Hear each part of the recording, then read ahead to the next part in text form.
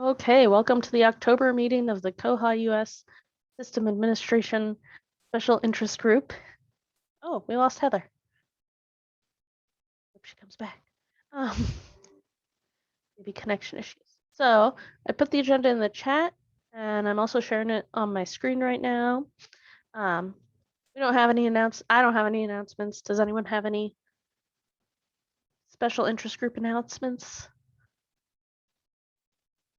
I think if anyone did, it would probably be like Barbara as the only board member who's here. And if it wasn't me, it would probably be Barbara. So Well, let's, we need people to run for koha offices when elections start coming up in the next couple of months. So you should join the board or join or head a committee or just join a committee or something. Yeah. It's a lot of fun. It's fun. some work and it's a lot of fun. Mm-hmm. And once you've done it, you know, I can honestly say I put in my 3 years. I'm not going to do it again, at least for a while, but it's fun while it lasts. Yeah. So just not to say I'm volunteering for anything, but so like what would being on a committee entail? Like what sort of work would that entail? So it depends on the committee, but for example, the conference committee works on putting together the conference. We've got a spreadsheet of things to do and kind of when to do them. We'll be meeting after the general, we usually just meet after the general meeting. And we're gonna so that's usually once a month. You have to open a form for locations, make sure the locations have all the information they need, put together a form for voting and announce voting, and then that happens, and then work with the local organizers to get presentations, make a schedule, design, stickers and all the things. The thing you don't have to do though is you don't have to do that all by yourself. Yeah. Yeah, it's with a group, and we have, we've actually used the same forms the last few years and just duplicated and updated them. So for the most part, it's just making sure that all the information's correct, that you're not saying that the conference is in Pueblo when it's in McKinney when you send out an email. So is there a list of the different committees somewhere? Yes, so if you go to koha-US.org, that would be the place to look. Sure. then Collaborate has information about especially interest groups like this. Actually, are the committees listed here? View committees. There we go. Okay. Oh, yes, there they are. Okay. So these are the committee chairs, basically. So the conference committee isn't on here, I'm seeing. The conference here it is. planning committee, it's the last one. There it is. Right. Okay. I see it there. Okay, well, that's some food for thought. Yeah. You know, like the finance committee, John just needs 2 or 3 people that he can send the monthly report to a couple weeks early so they can read it and review it and ask questions if they see anything they don't understand. I mean, that's as simple as that is. The conference committee, you might be asked to review proposals for where the conference will be. Or when after a location's chosen, you might be asked to look at the presentation proposals and say, whoa, that one sounds really bad. Or, wow, these all sound great, which is more like they usually go, which is...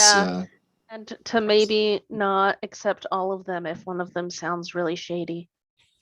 Right. And I think we may have learned our lesson with with people from foreign countries saying that they're going to do theirs virtually and then not showing up. Oh, yeah. I see. But also, if someone has a not very well formed idea, and we are of recording what they this, want right? to present. Yes, that's why I'm not saying specifically. Yeah. Which thing. I mean, Jason can always edit it out, but since he's not here, he doesn't know that he needs to edit it out. So, I guess I could pause recording for a minute. That's okay. But yeah, there was an issue recently, basically, Mm-hmm. where we accepted everything and maybe shouldn't have. So, Well, it gave us a full schedule. what? It gave us a full Yeah, schedule. it gave us a full schedule. If And maybe a you're- full schedule in the future isn't necessary. if you're on the conference committee and going in person, it's nice if you can show up like the day before to help with any setup, or like at least not be coming like right when the conference starts. Like in Pueblo, we all went up the day before to the room and like made sure it was all set up, and that we knew where things were if we needed to get stuff out of like the kitchen there and stuff. Yeah, it's all like working with other people to make stuff happen. So, yes, very helpful. So how this meeting goes is we basically have one section we talk about every 2 sections one of which I forgot to put on here. 2 sections we talk about every month. Reports. Does anyone have any interesting report things? Or interesting reports they've been working on, or report questions? I've been doing a whole bunch of reports for Library IQ. I don't know how many of you have heard of these people. I've heard of them. I've not. They do like workshops and stuff, right? What they do. Is it training for light? I may be thinking of something else. I don't know. Sorry, go ahead. What they're doing is they're evaluating what a library, in this case, I don't know all of their business, but what they're doing in the case of 2 of our libraries is that they want all the patron data from these libraries, they want all the collection data, and they want circulation data, and then they want budget data and all the electronic resources data, and they look at it as a package and they say, this is what your library is doing well. These are areas where you can improve. These are areas where your collection is lacking, and so on and so on. Oh, okay. And so I'm gathering a lot of data to pass on to them, because the issue we're having in a lot of instances, like, well, Round Rock, you wouldn't have this issue. You would just be able to give them access to your system and, give them backend data to access to your MySQL database, and they could go get all the data they wanted. But in our case, only 2 libraries are using the service, and I can't give them access to the data from all 51 libraries because only 2 directors have signed off on this. So rather than giving them their preferred method, which is just backend access to MySQL, I'm running reports and sending the data to them just for the libraries that have signed up. So, and it's an interesting exercise in report writing. Cool. That sounds very interesting. I've been trying to write a report to give me patrons with no notices turned on, because we're trying to determine if we're going to continue printing out notices at the same rate and sending them that we have been. Our postage has gone like way up in the last year for mailing notices, which we've done for historically we've done it for first overdue notice and lost item. We haven't sent out the second overdue notice because that was just like too close together. We've recently switched how our notices, when our notices are going out, because of being fine free. And so like our first notice goes out when it's like a day overdue. That's just like, hey, this is overdue, and if it's not back by 5 days, you're gonna be restricted. And so we decided to start mailing the second notice, which goes at 5 days. But we're also trying to decide if it's really worth doing it, or if it's a small enough percentage that we can just reach out and say like, would you be willing to add an email or a text, because we're not going to be mailing things anymore because it's too much staff time and too expensive. Like just on stamps, I think we're spending like $100 a month for 7 branches, which is like not that bad, but we were not spending that much before. It's really gone up lately. So, and a lot of staff time to like make sure they're formatted properly and are printing out and mailing them. So I've been able to, I'm working on that report. I haven't really got it all sorted out yet because the way that notices work is the notice tables. There's like 3 tables and they are, it's not like there's a table that's just like, here are all the notices. Which ones does this patron have checked? There's like 3 tables you have to link together to figure out what notices they have. So that's what I'm working on right now.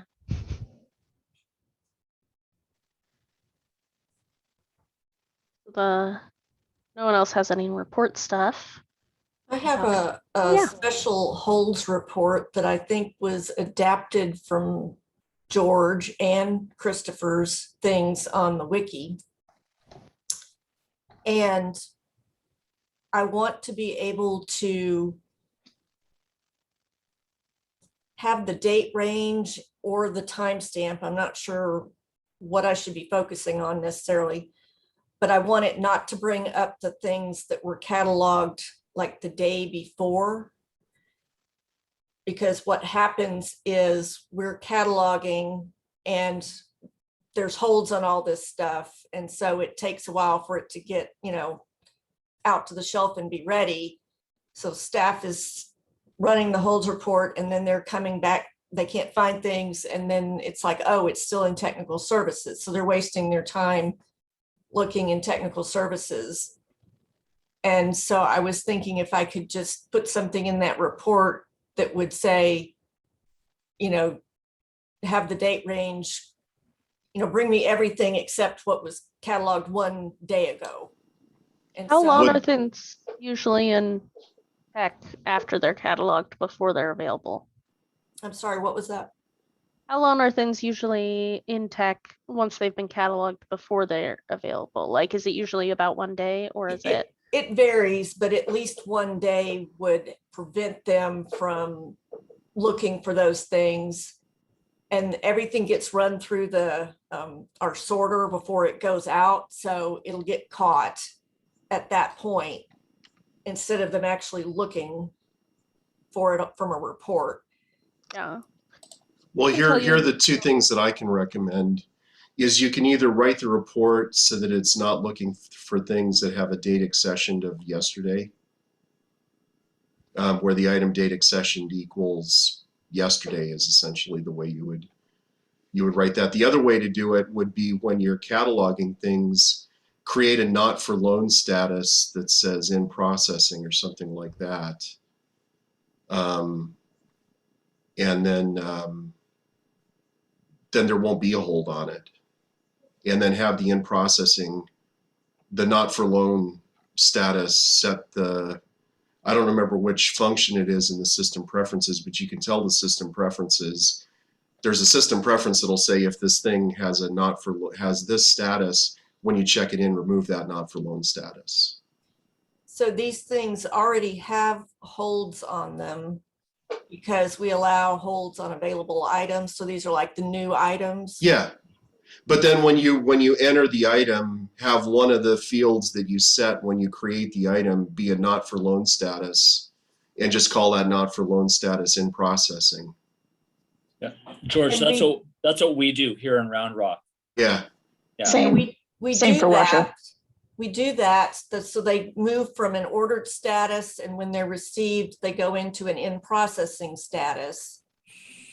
And we're actually removing that when we catalog the item, but you're saying like leave that and then have some kind of job run that removes. Yeah, there's a system preference, and I can't think of the name of it.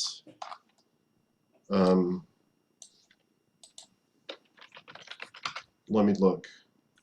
I think it's update on check-in or something like that. I think so. Update not for Update- loan status on check-in. That's a pretty simple one to remember.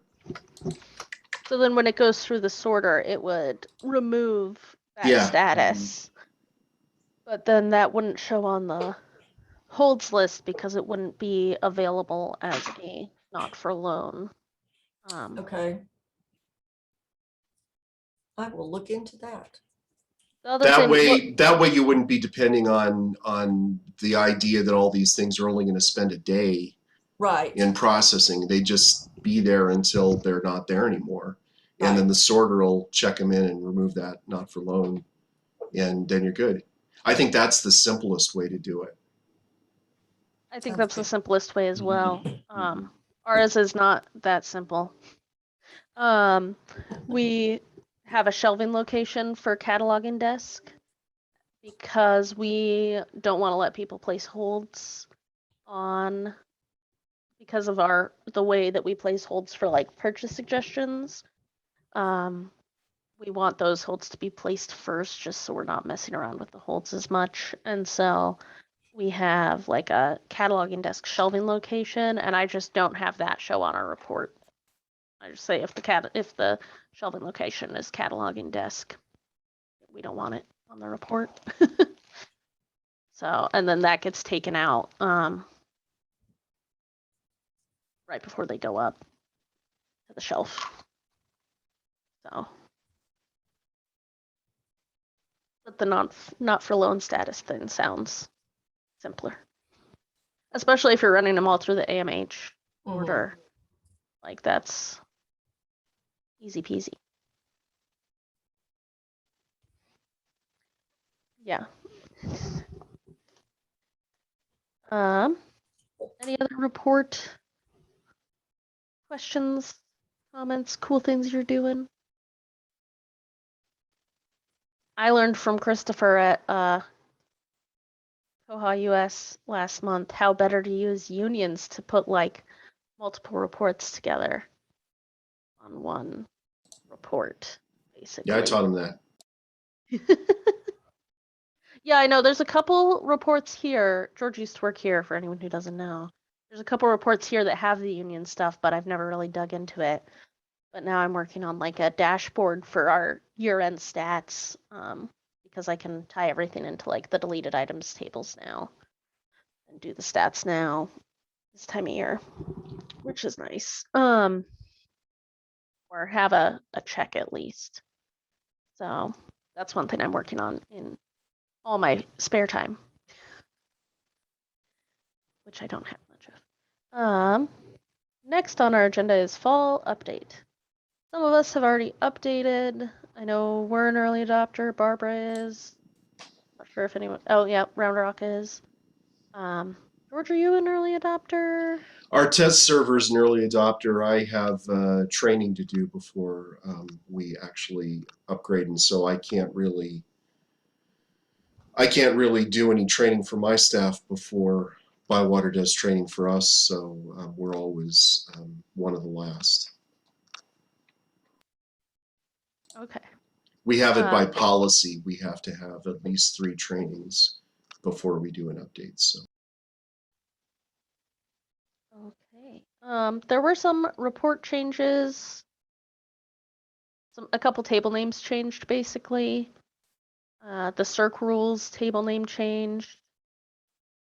I feel like there was another one too, but I'm not 100%. That's the only one I think that I actually had any problems with so far. We've had quite a few tickets in about various issues. I don't know about the other early adopters. Curbside plugin had some trouble. Actually, plugins in general, we had to have them update all our plugins. I couldn't do it on my side. I kept getting 500 errors. We've gotten tons of 500 errors with this particular upgrade. I don't recall that really happening before, but for various different reasons. Hmm. We have, yeah, we've also been getting it on some, is it the things with an exclamation mark in the title? Hmm. When we try to edit those records or items on those records, it gives you a 500 error, or sometimes just trying to open the record view gives you a 500 error. Some of the records we don't seem to have that trouble with, and some of them we do. So that's fun. Oh,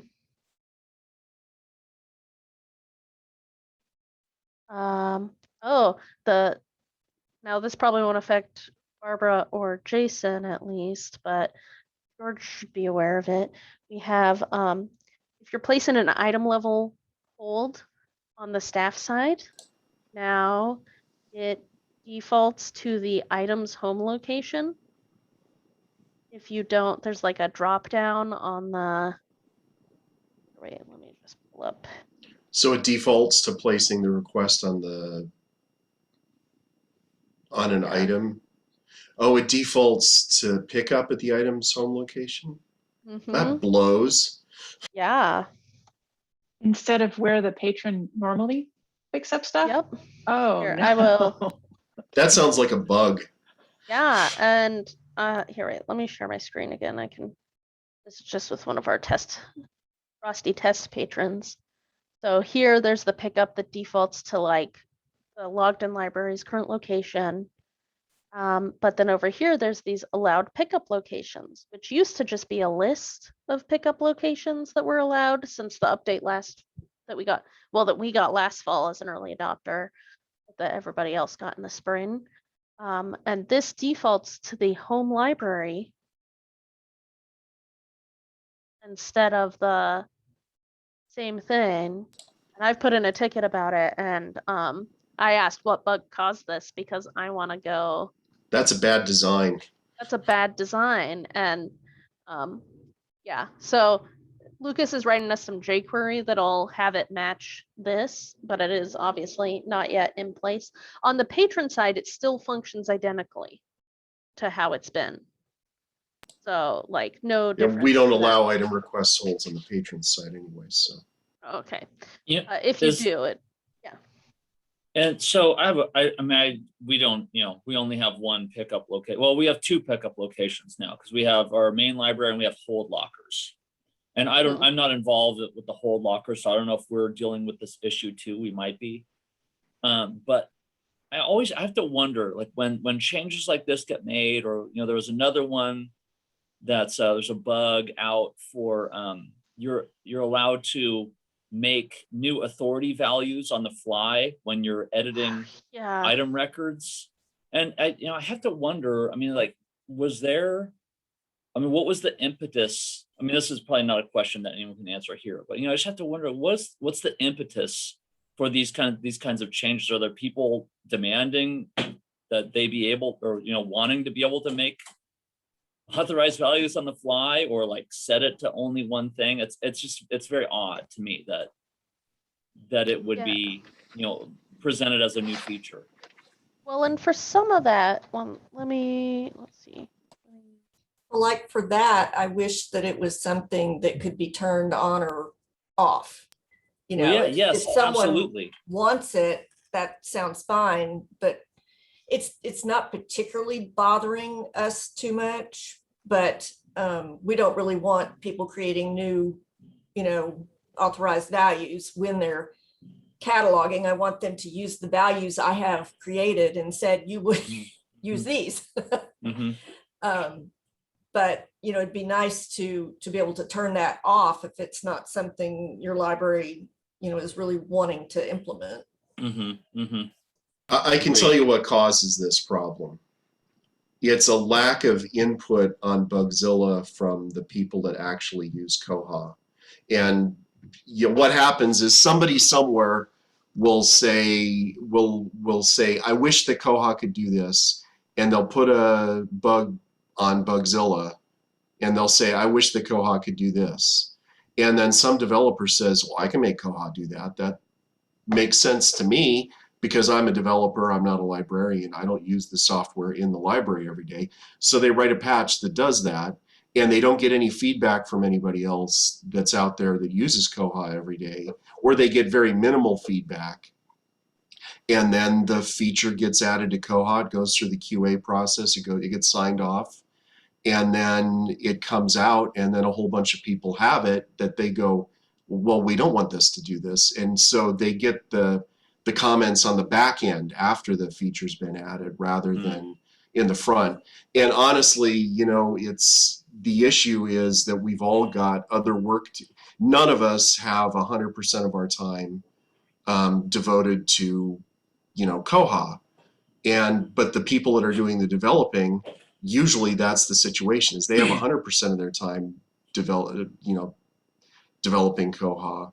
So they get to spend a lot more time in Bugzilla. So that's, you know, the easiest way to get more involved is to, you know, once a week, go to Bugzilla and click on the link that says bugs changed in the last 7 days and look through those. And when you see something that sounds like it's something that might affect you, look at it and say, whoa, this is a crazy idea. And if we had more people doing that, we would have a lot fewer features that surprise librarians. Thanks, George. That's good advice. And I always look through the release notes right away and try and, you know, notice as much of the stuff as I can that's like that. I'm always going to miss stuff though. Like I went through these release notes all very thoroughly because I thought we were going to, as early adopters, I thought we were going to update last spring and we didn't. So I had already gone through the November ones pretty thoroughly, and then I went through them again from like last November, and then I went through them again before we updated, and like there was still stuff that I missed because maybe like I'm pretty sure I know what bug caused the hold drop down change, but it's not something that says it's going to do that. It's just like, oh hey, holds the thing that I think caused it is something along the lines of pickup locations for holds should use this, which is like in the template and doesn't indicate that it's actually going to change functionality at all. It's just saying like, oh, it should be calling for the what pickup locations from this thing instead of how it's doing it. Sometimes then- it's really unclear from the bug exactly, you know, what it's going to do. And then I'll learn afterwards from Bywater, oh, well, your problem's caused by, you know, this bug number. So I go and look at it and I read through it and I'm like, How would I have known that I if never I'd would read have through all known of that it? that is describing what you're telling me my problem is caused from. Yeah. Yeah, that whole pickup thing, we basically have 2 hold pickup locations. And when you do an item hold request, that drop down for us is just blank. There's just nothing there.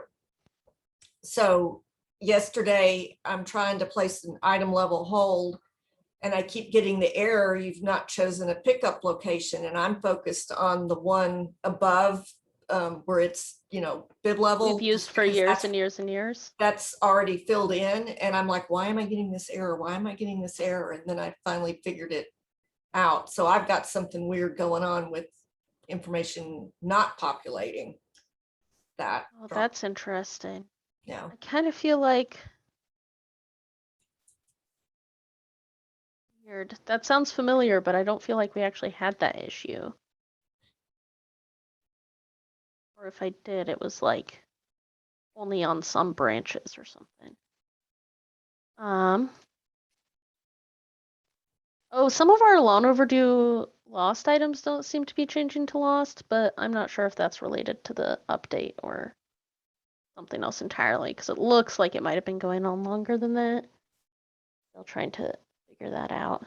Oh, when you check an item in now that had a lost fine, instead of saying items, you know, fees will remain on the account, if you don't have refund turned on, it says that a refund has been applied to the patron's account, even if you don't have that turned on. which has caused some fun, interesting, panicked people calling me going, why isn't refunding people? It's not supposed to do that. And it's not refunding people, it's just telling you it is, even if it's not. We have a thing with the pay button. Staff clicks it and they get a 500 error. But if they go and look at the account, they can see that the payment, was actually, everything worked correctly, but the 500 error makes it appear as if, something's not working. So Bywater's working on that one for us. Interesting.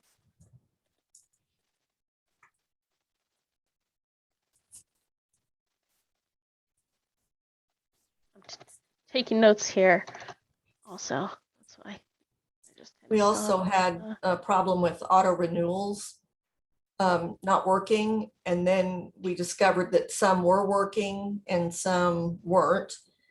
And then Bywater told me, well, we had some bad data. We had 20 records. They were cloud library records that didn't have a home library in their record. And so that was somehow causing the cron job to freak out and stop. And so it renewed some things and not others. But those records had been in there since July. They weren't new. And so I don't know, what changed, but I guess something changed to make something a little more picky or, and it hit against those. And then we had another one. We had some weird hold issue that didn't have a home branch.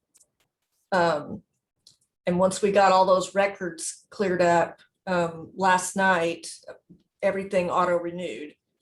So I'm hoping that continues for the next several days and then I'll feel like it's really working. But it felt strange to me that bad data I had in 2005 didn't cause a problem, but when it got to 2105, all of a sudden it freaked out the auto renewal cron job. It's probably something in the cron job. The script got changed, tweaked a little bit, and it's hard to keep track of all those things. That's Yeah. And that's part of why we're early adopters is. yes, you discover that- these things so that we don't have to. And I know that part of the reason we did it was because there's only a few big consortiums and we all have very different settings set. And so we were discovering stuff anyway, even when we weren't early adopters. Like the number of tickets that we're putting in did not go up when we became early adopters. Because so much of the stuff we were finding had to do with like specific, these circ rules plus these settings are really what's, a lot of them are really like particular things based on our settings. Like we're the only people using stock rotation in the United States, I think. Last I heard, at least it's supported by Bywater. We have a problem with that too, but mostly things are better with that one than they used to be. I would also say that things are better in general since I started, using Koha in 2012 because Bywater, you guys are early adopters, but you're early adopters of the old stable version. The first upgrade I did with Bywater was to the version that had only been out for like 3 weeks, and every bug we discovered, and that was the one where the grace period was broken. So anybody that had a grace period, the grace period didn't work, and it was for about 3 weeks. Everything that was supposed to be in the grace period, I had to go in and run reports every day to clear those up. So Bywater after that, and there were a couple of other weird bugs like that people got, like when they were upgrading people to the brand new version. And it was after that they decided to go with old stable instead of stable because it was just easier on us and it was easier on them. Yeah. Let's see. Oh, another multi-branch thing there's a new system preference to choose whether to search home branch, holding branch, or both in the advanced search when you select a branch, and it defaulted to like an and. So if we selected like branch and an item type or branch and did a keyword search, it had to be both owned by and held at that branch. Like Lewiston had to have a copy and it had to be currently at Lewiston and not like out on hold at another branch or something. And that was just a system preference change, which again, most of you are single branches, but at least George and Michael are also multi-branch systems. I'm just looking at also our closed bugs. And then also our closed tickets. Oh, patron search results, if you just search in the checkout screen, only show 25 results, but that's going to be fixed in the next like security upgrade that we get. So other people that aren't early adopters probably won't have a problem with that.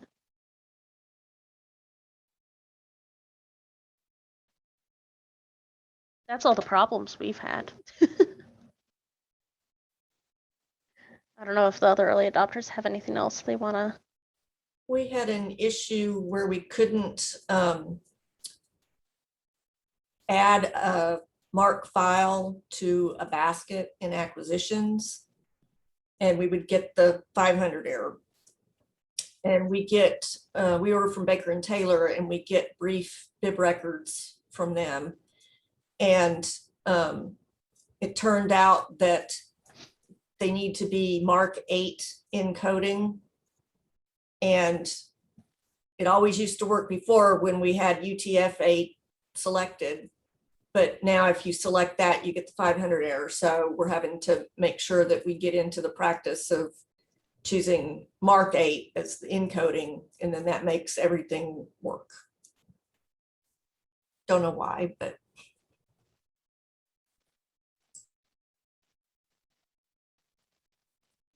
So this will only be my second upgrade. So for you early adopters, when you are finding these issues, how many of these are going to be taken care of by the time the rest of us come on board? Some, Depends. not all. Okay. Some of None of them, them. like, well, I mean, like the patron search is already going to be fixed for us probably before you guys even upgrade.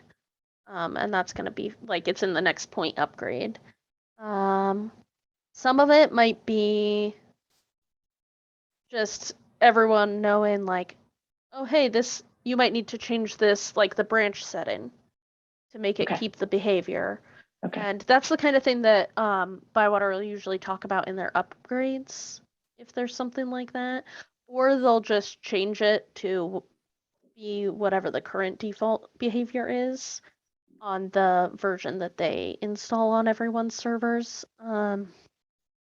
And then sometimes, like, I think that Lucas was going to write some jQuery for both the hold pickup location thing and also the lost item refund messages, even if it's not refunding. And so, because we only have like one library that does that. And the other 47 or whatever don't. So that's a little like, we'd rather have it say what it said before, even though it's not accurate for one library because it's accurate for all the rest. And so some of that they might just put in for you if they know that's going to be an issue for you. Or if you notice it's a problem and put in a ticket, then they'll be able to go like, oh, here's some jQuery that'll fix that for now. Okay. My experience. Hopefully the 500 errors will be figured out. They usually try not to update when there's stuff like that to the non-early adopters. Okay. Yeah, the exclamation point 500 error Elasticsearch thingy, they say they've got a fix on the way and it should be soon. I guess my overall experience is that Bywater is really responsive and they get a lot of things fixed, but there could be some things that are fairly complicated and can't be fixed, just immediately. And so sometimes you have to come up with a workaround or some jQuery or. Okay, cool. Thank you. Hey, Brenda, which library are you at? Washoe County Library.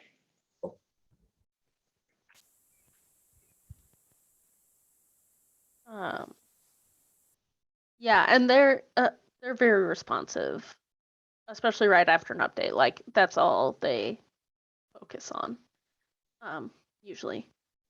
So, because they're prepared for there to be bugs and stuff. Although I definitely have found that when I've talked to people since we've been an early adopter, they seem to have less trouble than we do at the updates. Because I think they try and push some of it off until they can fix some of those problems. So, what things are we excited about from the update? Well, we enabled the holds history in the OPAC. There's a system preference for that. And it works fine. Now I went into my own account on the OPAC and it defaults to showing you like 50 results or something. And everything was from 2017. And I'm like, well, I don't really want to see 2017, 2016, that's old stuff. So I showed everything and then use the column to sort, but it would be nice if like in a default behavior, you know, it showed you your most recent holds history in like a descending order, because it seems like that would be what you're most interested in looking at. I wrote some jQuery, adapted something I already have, and it will sort the column, but only after you click the link to show everything. Because what's on the first screen is, you know, the older data, so you have to show it all. And then the jQuery will automatically sort it without having to click the column. But I saw that Bywater did a Monday Minutes on that yesterday, so it's a feature that we paid for. They didn't. I haven't looked at it that closely yet on our test server, but it's also supposed to include the ability for patrons to make the holds history anonymous, like the reading history. And if that isn't in there, then that's going to be an issue for me, because the contract I have says that that it includes that. So. Oh, I'm not seeing anything different on the holds history doesn't have anything about that. Your privacy just talks about checkout history, not And in the Monday Minutes, Kelly and Jesse said that the privacy settings don't affect the holds history, that's not part of my contract includes privacy in the OPAC. So you might want to yeah, I'll be checking that out. check that out. We're very excited that vending statuses show on the check-in screen now, because we use a couple different mending statuses for like if a item's been damaged and has to go to the librarian for assessment, or they're using it for a program and keeping it for a longer period of time, and also when stuff goes into mending. And so then now if we check it in and it still has a mending status, it's really easy for us to see that and fix it. And we actually wrote some jQuery to make like little labels so they pop more. The status pops more on the check-in screen, actually on all the screens, because we were like, well, why do it just on the check-in screen? Let's just make it look nice everywhere. And so that's really handy. That's been something that like I've wanted. I mean, I think that might have been the first bug I ever put in for Koha, because I was like, I really want this thing. And it's something I get asked about all the time by other staff here. So that's been really nice. It means I can I can Liz, take out some jQuery I wrote as a workaround. So Lizette, is that in something just in the the new version? It's just in there, or is it something that you added? So it's just there. I Okay, added some okay. like labels so it looks nicer. Let Okay, me okay. That's good to know. here, I can show you what the labels look like. One sec.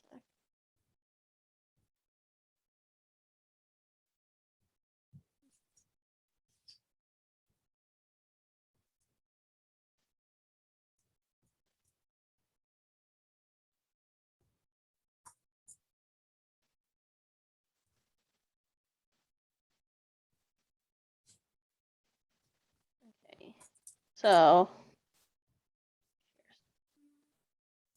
So this is what my label looks like. With librarian label. I don't know why it's with librarian. I'm gonna go be at Julietta real quick so I don't put this into transit. And then when I check it in, it's also, this is where it shows up and it's got that same label. And then same thing for Mendon, and it's got the label everywhere that it shows up the same. There's a couple places like, you know, here it's just the damage status. In batch edit, it's just a damage status. But all these places, it looks like this nice little label. Oh, and the label is the jQuery, but it shows up on the check-in screen, which is really nice. The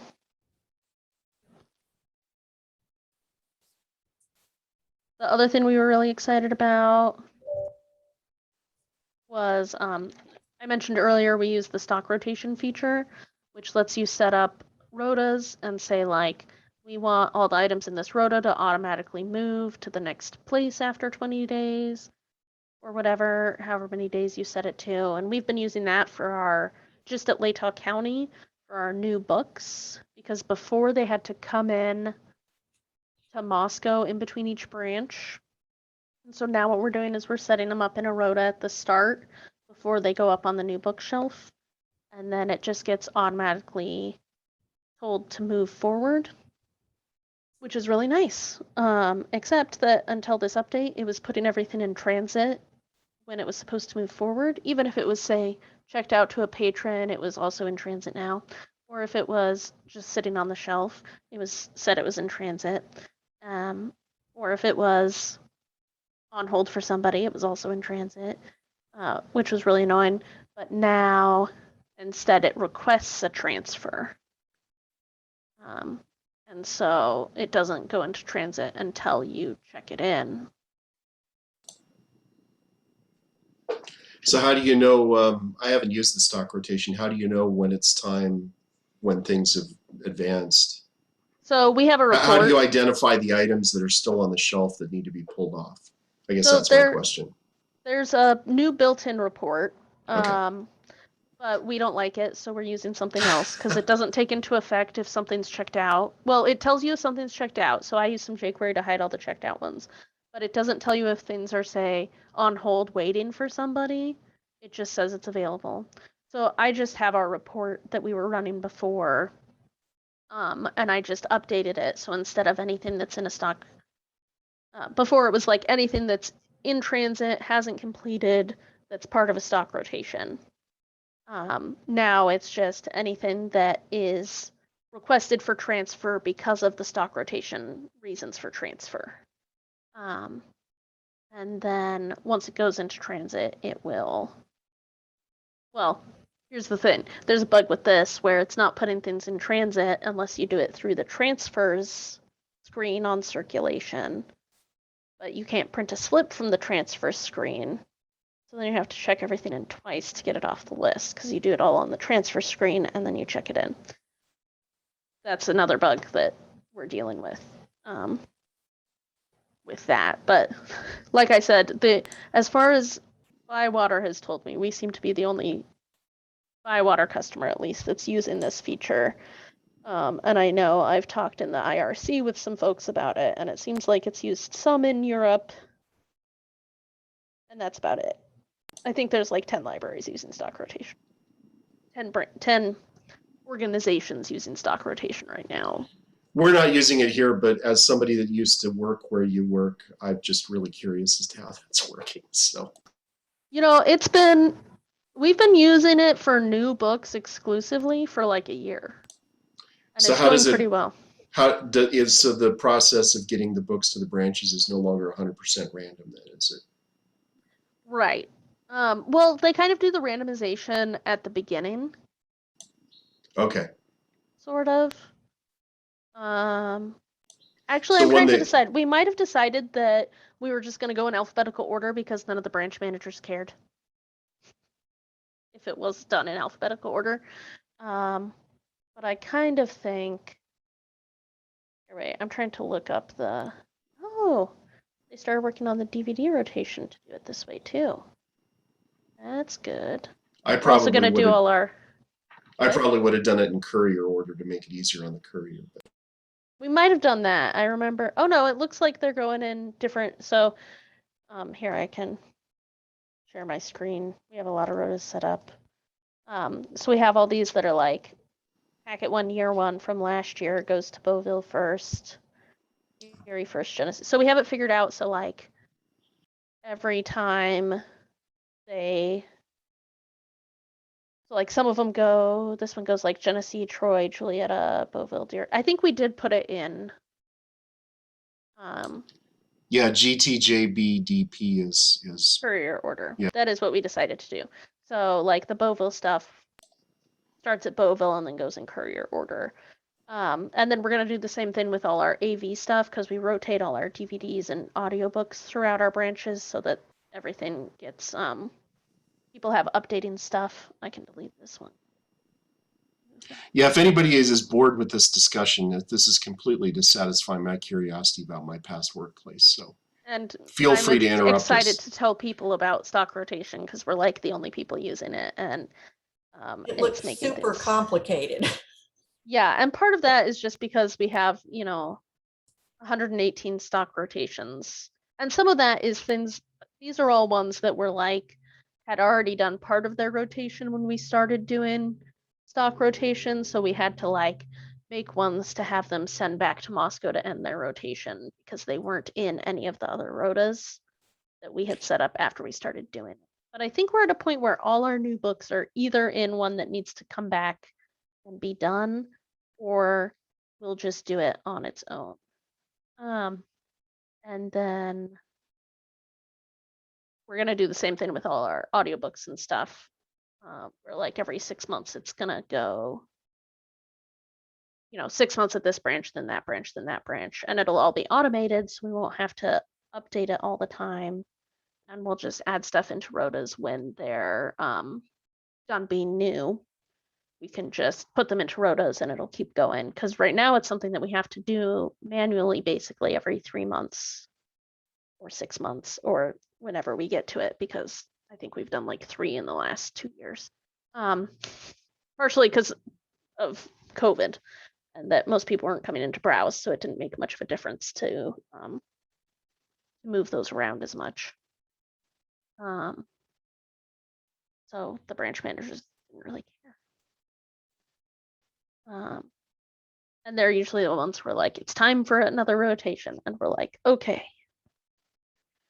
So there's some nice things with that, but also some new problems. I'm sure there's other exciting things. I think the first bug I ever put in, which I believe was at Portland, is in there. It's basically if you've got a file attached to your patron account, it'll display that you do have a file attached on the patron details screen. Before, it was blind to you, so you could attach a file, but you wouldn't know there was anything there. And for us, it's helpful because we have a library of things collection and they have to sign a waiver, and that waiver has to be on file. And so now we can actually attach that to the patron record. And when we bring up their record, we'll see that their signed waiver is attached to their account. So we're thankful for that.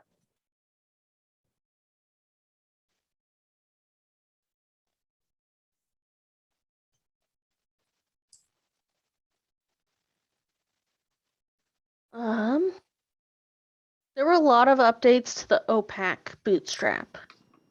If you have any custom code on your OPAC, like CSS stuff, or use like the Galadriel plugin or whatever,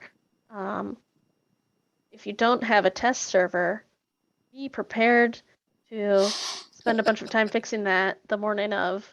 It was very I nice spent- having a test server because I could just copy and paste everything in that I'd worked on for like a week before we updated. I spent like 2 weeks going through our customizations. We have a very customized OPAC, and I'm not the best with CSS. I can make things do things, and but maybe not in the most efficient way. But I had to go through, and I felt like I spent most of my early adopter time fixing the display issues for the differences between Bootstrap 3 and Bootstrap 4, and that I really didn't focus so much on functionality. So when we came up on the production server, it was kind of like at that point, the functionality issues started, coming up.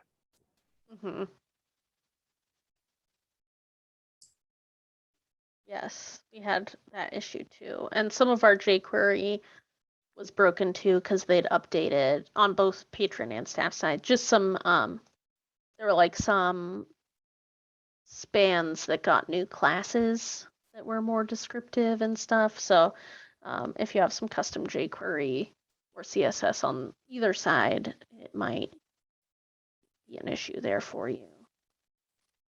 I mean, part of what I do every time is take all my jQuery out and put it back in one thing at a time until I break something. But though I didn't get quite through all of that before we upgraded this time because of the conference. It was smack dab in the middle of that early adopter period, which was nice because I got to spend a lot of time working on stuff during the conference. But also there was, conference things to do. So, okay.